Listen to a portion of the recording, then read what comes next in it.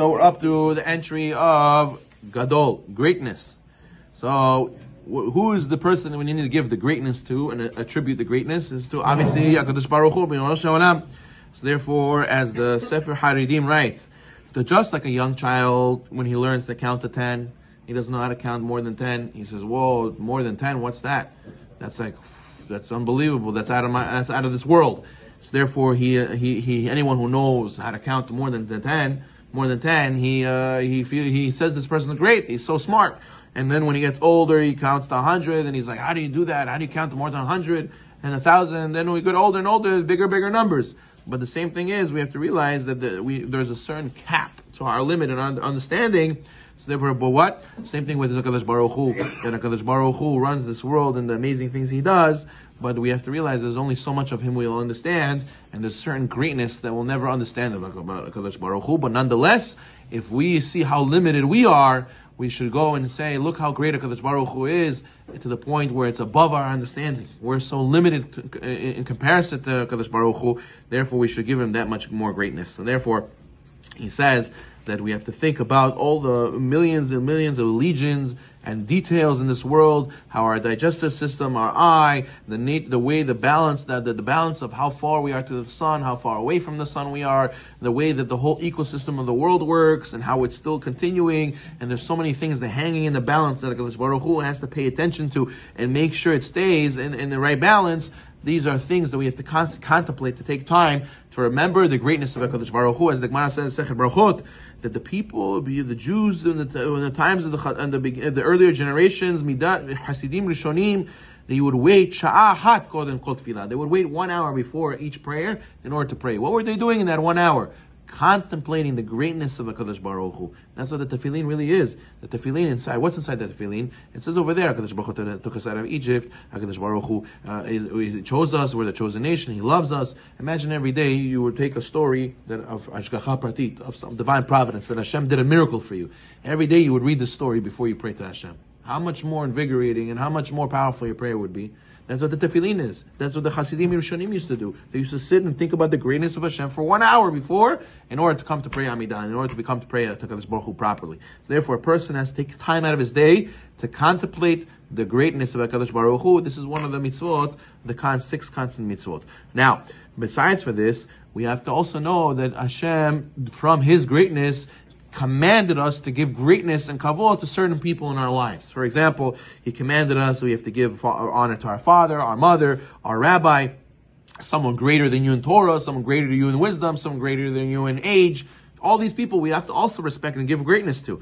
And therefore we should know, but this is all an exercise. Giving honor to your rabbi, giving honor to your parents, giving honor to someone older than you in age is an exercise in realizing there's someone greater than you. You have to be subservient. You have to give kavod. And really that'll teach you to give kavod to HaKadosh Baruch Hu also.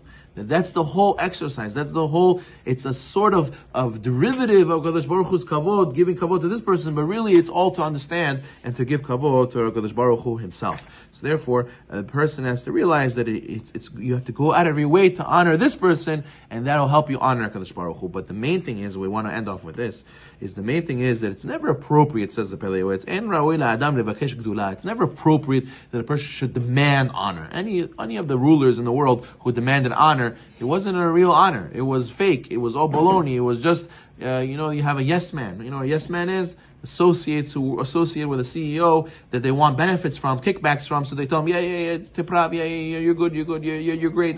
It's just in order to get something from it. It's all fake. A real person who is supposed to be honored, he's not supposed to demand honor.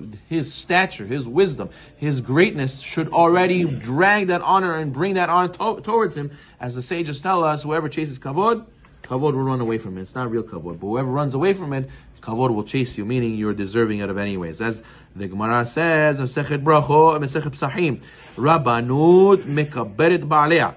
Authorities over others, when you demand it, buries its holders. It only brings you negativity. So therefore, a person has to make sure not to give into haughtiness. And if you're chasing for kavod is number one thing that leads for fighting, to mahloket, and the battling for power. Avar ra'ui. So therefore, what do we have to learn from this? Says the Pele Yoetz, it's very important musar. He says, Avar ra'ui b'chol ir ve'ir she'imanu alehem echad legadol. every city is supposed to have as a leader. He should direct them and guide them. And his counsel, he should lead them. And what? And everybody in the community, they have to be very careful in his honor. They should not go against his word. Because whoever is going against his word, doesn't know how to give kavod. You know what he's doing? He's exercising, not giving kavod, and ignoring the word of Hashem. That's what it means. We have to make sure that we have a leader in this world to guide us and to make us follow the word of HaKadosh Baruch Hu. And he says, even if everyone's equal stature, but I know just as much as him. I'm just as knowledgeable. I'm just as successful as him. Why should he be the leader? No, because every city and every business needs to have one leader. Doesn't matter how qualified you are. For the sake of organization, for the sake of being able to get stuff done, you need to have somebody driving the car. You need to have somebody being a leader. And he should be like what? Melech b'gadud. He should be like a king amongst his troops. That all the troops say, oh, I agree. Okay, so what? I'm a better sniper than the general is. Doesn't matter. The general's the general. We have to follow him. This is how we're going to win. If everyone's trying to show how I'm better than everybody else and I should be in charge, so then the enemy will come and destroy us anyways, while meanwhile we're fighting. So therefore, the head should always consider the opinions of his lesser members, but at the end of the day, once he makes his decision, everybody should follow it. We should not go against his wishes. Therefore, in order to be able to have society function properly, to have communities to flourish, to have peace in the home, you need to understand, we need to have a leader. Imagine if our community had one Rav who everybody listened to. Imagine we would get up, the rabbi would say, you know what? No more mixed dancing. And all the rabbis would agree. And everybody would agree. Because you know why? We need to have a leader. We need to. There's no such thing we don't have a leader. So that's it. Everybody would stop. Everybody says, we don't go to this place anymore. That's it. The rabbi said, rabbi said. But now, every rabbi is saying his own thing. So what happens?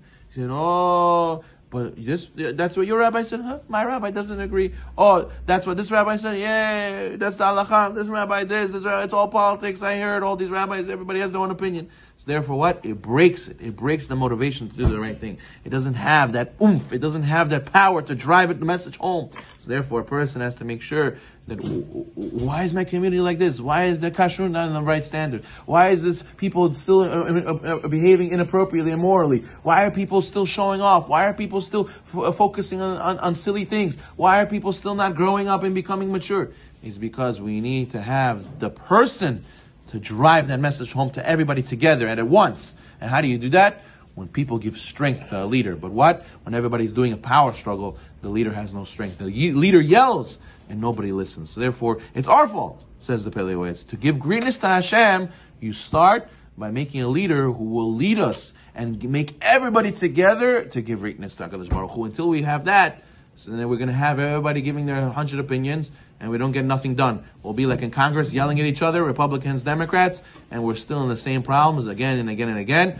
Therefore, he says, to give greatness to Hashem is to make a leader and not to let anybody argue on him. We do a majority vote. We get together. We make a game plan. We decided. We follow what he says. Baruch Adonai Olam.